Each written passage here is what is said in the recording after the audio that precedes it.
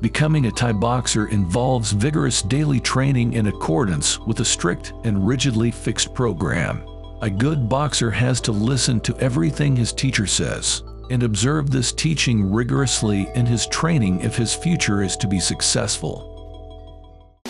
Finally, I want to announce Fight Vision courses broke the wall and now available for YouTube sponsors. Yes, all 3 courses, Muay Thai and Kickboxing at Home, Part 1 and 2, and Muay Thai Old School and Modern Techniques already here. Become Fight Vision sponsor via button or link in the description or first comment and get all the access. Soon there will be Daida Juku Karate, Savat, Jeet Kune Do and third part of Muay Thai and Kickboxing at Home. Let's continue!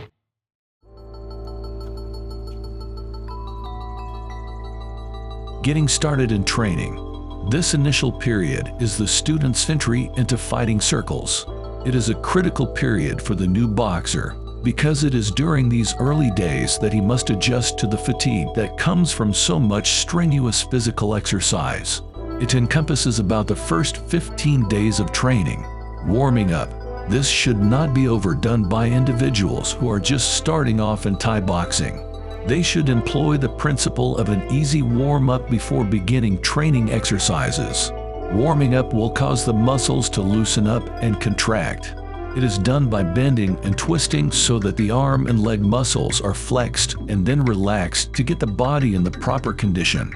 Then move on to some push-ups, and then do some running in place with the arms held at torso level. After this, jog around the camp to raise the body temperature.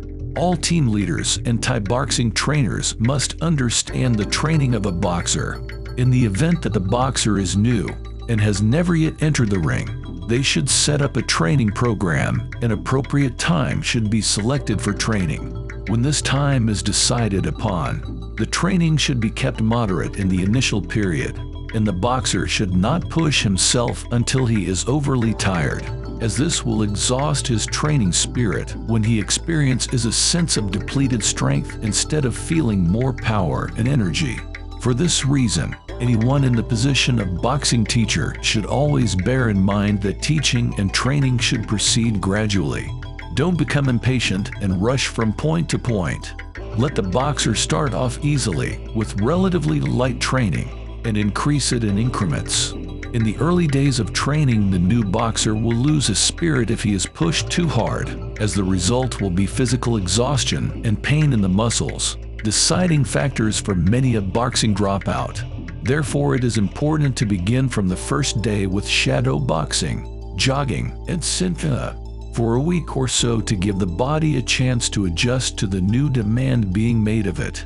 The first 6 weeks are a most important period in a boxer's training, and his spirit should be observed during this time. If he passes it, he should be able to make a career as a boxer, and the techniques of the art can be taught to him. If training is to be done in the sun when the weather is hot, the following points should be observed. Try to find a way to accustom the boxer to local conditions and environment before training begins. Weigh the boxer at the very beginning of his training, checking it before and after he boxes. The difference in the weights is equal to the weight of the amount of water he has lost through perspiration, and this is how much water his body needs. He should be allowed to drink only boiled or warm water, never cold water. A boxer should never be allowed to remove his shirt while training. He should wear a shirt to soak up perspiration and keep him cool. It will protect him from diseases and lowering of resistance. In training, boxing gloves should not be worn too often, as this will prevent the boxer from making the proper physical adaptation. Even though the gloves will increase quickness and strength, they also have a wearing and exhausting effect on the body. When the boxer actually enters the ring, his punching style will suffer, as his muscles will contract. In the end, this wearing of gloves could be the cause of his being thrown out of the ring. During training, the boxer should be permitted breaks to relax. During these resting periods, he will generally want to drink a lot of water, but this is not advised, as it will cause his body to feel bloated and cut down on its agility. And if fighting is done without gloves, it can cause sluggishness when punches reach the torso.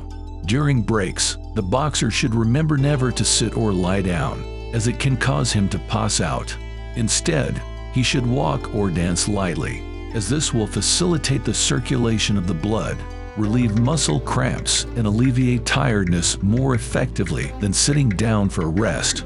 The effects of Thai boxing training on the body. Regular training will quicken the reflexes and improve the circulatory system by enlarging and strengthening the heart. It will also increase the number of blood vessels, and the volume of blood taken in by and pumped out by the heart at each beat will be 200 to 400 ccs, more than in persons who are not in training. Regular training will also slow down the heartbeat. For people who are not in training, the average rate is 70 to 80 beats per minute.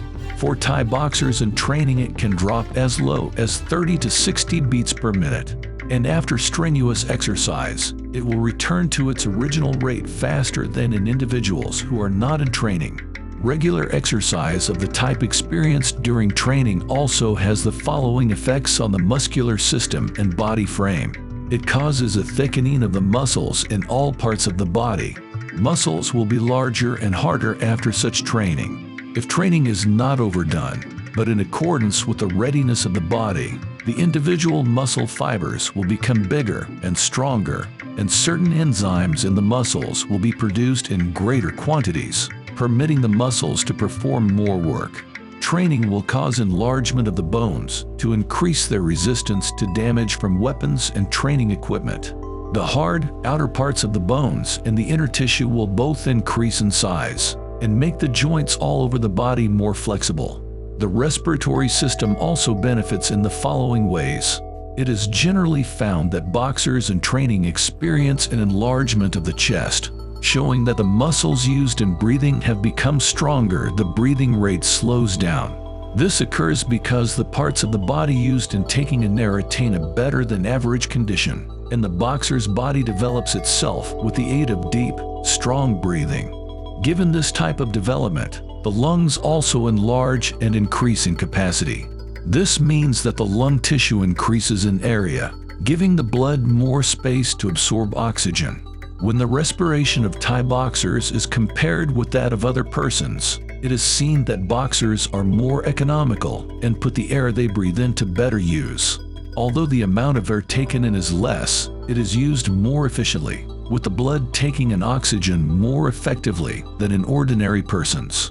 Finally, regular training improves the nervous system, allowing it to adapt more quickly and to return to normal after training. Coordination between muscles and nerves becomes better.